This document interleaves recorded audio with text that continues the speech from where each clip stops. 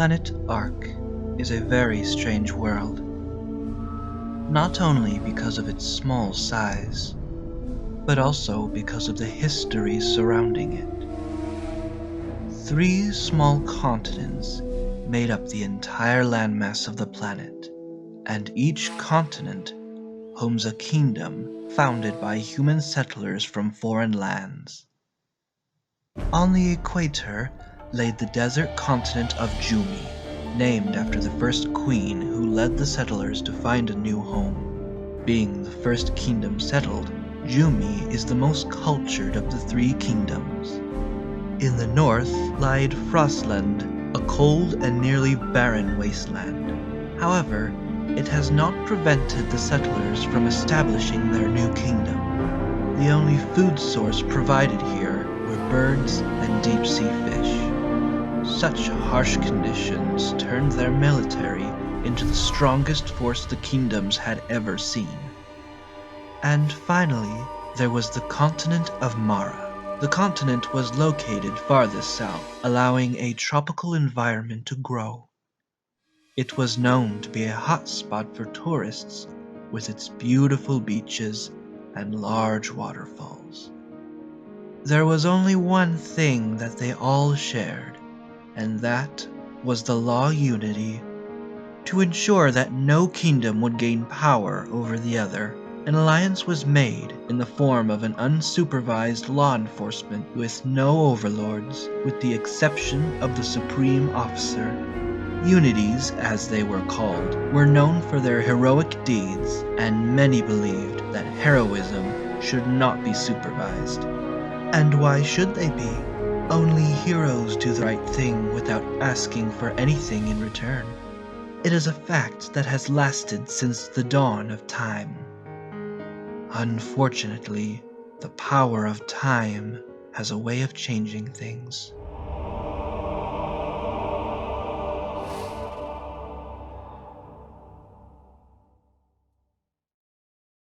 Another slow Tuesday for the bartender as he wiped down the counters in boredom. Only 2 measly customers at the opposite end of the bar, and both sitting by themselves with their drinks. They were opposite genders, so why can't they just say hi to each other already? And if things weren't bad enough, he was still recovering from a cut on his hand. Worst possible time for him to have bad luck. A young couple entered the bar, arms wrapped around each other. Finally, some real customers. They took a seat at a table close to the counter. While stroking his girlfriend's long raven hair, the young man leaned close to her, letting her fidget his scarf. I'm gonna talk to my man over there. Want me to tell him anything? Tell him not to spill my drink. The young man got up and headed over to the counter, taking a seat. What can I get you two? Catfish for my girlfriend? The bartender grabbed a bottle and poured a cup for him. And for you? I just had a question. I don't know if you watch much news, but a terrorist stole Kink's property and fled to the countryside. Goes by the name of Ghost. My sources say he was last seen heading west. Did he ever stop by here? Possibly. What did he look like exactly? Other than his white uniform, he's bald and has a short beard. Sorry, kid. Nobody like that has stopped by here recently. I might have believed you if it wasn't for the wound on your hand. It's a bit too long to have been cut by glass. I think either you got into a fight with someone or they left their calling card. The bartender looked up at him with a stare that didn't like his deduction. Your girlfriend's waiting for her drink.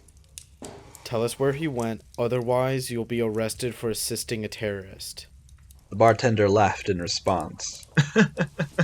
You think you're a Unity or something, kid? I am. He pulled out his katana and knocked a gun out of the bartender's hand. In response, the bartender grabbed the cup and swung it towards his face. Just then, another katana split the glass cup in 2 before it could leave his hand. Robin's girlfriend jumped over the counter and pinned the bartender down. You spilled my drink. One of the customers, a blonde Jumian girl, grabbed the bartender's gun and aimed it at his head. You're good at deduction, Robin, but you need to work on your intimidation skills. Don't worry, Jessie. He has us to make sure our friend here behaves himself. The last remaining customer got up and approached the bartender, straightening his gray fur coat. He too was a Jumian, but was red-headed and had the mannerisms of someone who used to be a snobby popular kid at school. We're angels, Blade. And unless you tell us where Ghost went, you will be executed for treason. No, please. There's a village called Oasis 20 miles from here. You can't miss it. The girl holding the gun turned to their leader. Do you think he's telling the truth, Rann? Rann, the team leader, nodded his head. Thank you for your participation. Brittani released the bartender, who gasped in relief. He'll find out that I helped you guys. You better promise me protection. Oh, don't you worry about that. I'll make sure Ghost doesn't touch you. He turned towards the others, standing by for orders. Get in the car. We're finally going to arrest him.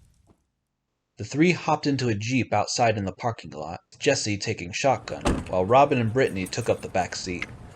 Brittani laid back against Robin as he wrapped his arms around her. Hey! She caused Robin to jump in alarm. Now I know why you always sit shotgun, Jessie. Because you're a marksman. You only use guns as your weapon of choice. Jessie turned around and raised an eyebrow at her. Figured that out all by yourself, huh? Robin looked away as he tried to contain his chuckle. Rann entered the driver's seat. Robin sensed that something was off about him. What kept you? Rann looked at him through the rearview mirror. I was thirsty. He started up the jeep and drove off into the desert road. On the northwest edge of the continent, the group had found the village of Oasis. Hiding in the tall grass, they could see that Ghost's men had overrun the town, but there was no sign of any civilians nor the target himself. Rann turned towards his team. Okay, here's the plan. Robin, Brittani, clear path for Jessie so that she can get to that tower. I'll flush out any mercenaries who might be hiding. Robin and Brittani pulled out their katanas and made their way through the village as silently as possible. The two hid behind a house, out of view from the mercenaries on patrol. Robin caught view of a church at the opposite end of the village. I'll bet you Ghost is hiding in there. Don't be too confident. But just in case, I'll cover you. Maybe after we're done here, we should get married there. Brittani smiled at his suggestion. If that's a proposal, then yes. Now don't take too long in there, you cutie. Otherwise I'm gonna miss you. She gently kissed Robin's lips, making him blush. But there was no time for romance now. They had a mission to complete. Robin snuck up on one merc from behind. When he got close enough, he ran his weapon right through him, blood running down his victim's body. Brittani was less silent with her kill as she sliced the merc's neck open, blood flying everywhere. The sound of the merc's cry alerted the others to burst out of the houses, opening fire on the couple. The bullets from Jessie's sniper rifle took a few of them out, distracting them long enough for Rann to enter the village himself, drawing out his knuckle duster with blades attached to them. Robin could see that they were already dripping with blood, but he hadn't heard him kill anyone in the tall grass. He had a theory, but immediately shook it off and moved on. Brittani shielded Robin as she continued to kill her enemies with the blood-soaked katana. I can't hold them off forever, Robin. It's now or never. Robin took his chance and headed straight for the church. He kicked the door open and raised his katana in the air. Law unity! He looked around the dark chapel, but saw no one. On a small table next to him, he saw a piece of cloth, tan in color. He picked it up to get a better look at it. He was, however, mistaken, as it was not a piece of cloth. It was a map. He couldn't tell where the location was, but what caught his attention was an illustration of a silhouetted four-horned monster perched on the tip of a volcano with its wings spread out.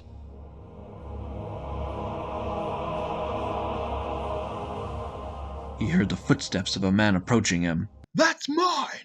Robin turned around, drawing his katana.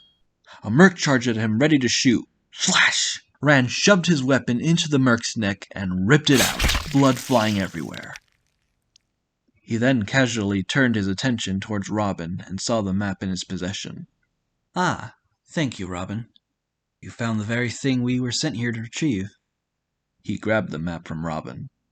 I hate to say it, but it looks like Ghost isn't here. Either this was a distraction, or someone must have warned him. My guess is the latter. Why would he leave this unguarded in the first place? And what exactly is it a map of? Rann simply glared at him. That is no concern of yours. They both headed back outside. Robin was upset that his theory was false, and that their target was still out there somewhere. Brittani happily gave him a big hug. I'm so proud of you, Robin. King Rourke will be so happy when we return this to him. Ghost isn't here, though. I know, but give yourself a little credit. Robin noticed two kids with Jessie. One was a boy, and the other was a girl. He guessed they were around 10 or 11 years old. Who are they? Oh, we found them hiding inside the school. They said that they're the only survivors. Well, Ghost may still be out there, but at least we recovered what he stole. Plus, 2 survivors are now safe. So what do we do now? Rann stared deeply at the kids. Trust no one. What do you mean by that? Rand's eyes shot towards Jessie, who nodded her head in acknowledgement. From out of nowhere, she pointed her gun at the kids. On the ground, now! Robin couldn't believe what he was seeing, and neither could the kids. Jessie was holding the very people that they were meant to protect hostage. Speak when you're spoken to. Otherwise I shoot. Jessie, what are you doing? Rann circled them like a shark.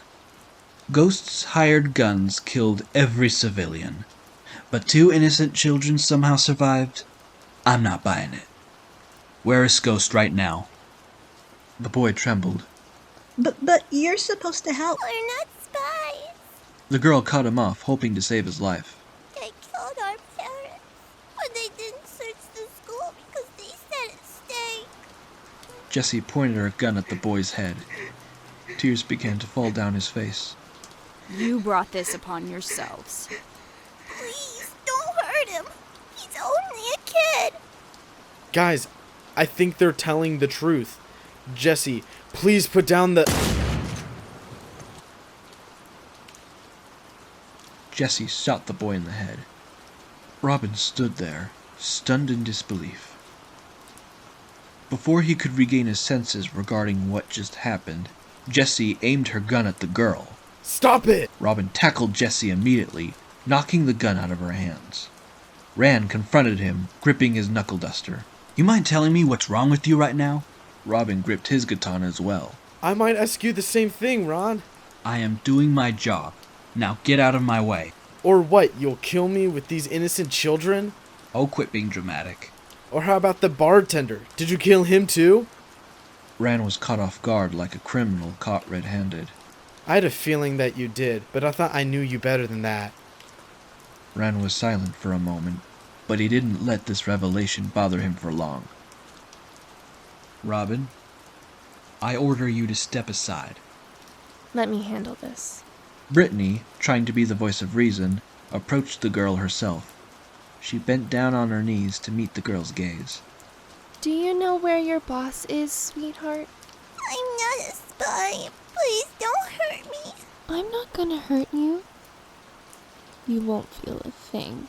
With a slash of her katana, Brittani sliced open the girl's neck, her blood staining the blade. She laid on the ground that was now soaked with her blood. Robin's face was frozen with shock. The last remaining survivor was killed, and this time by his girlfriend's hand. His girlfriend, of all people. It was clear to him now. He had no idea who these people were anymore.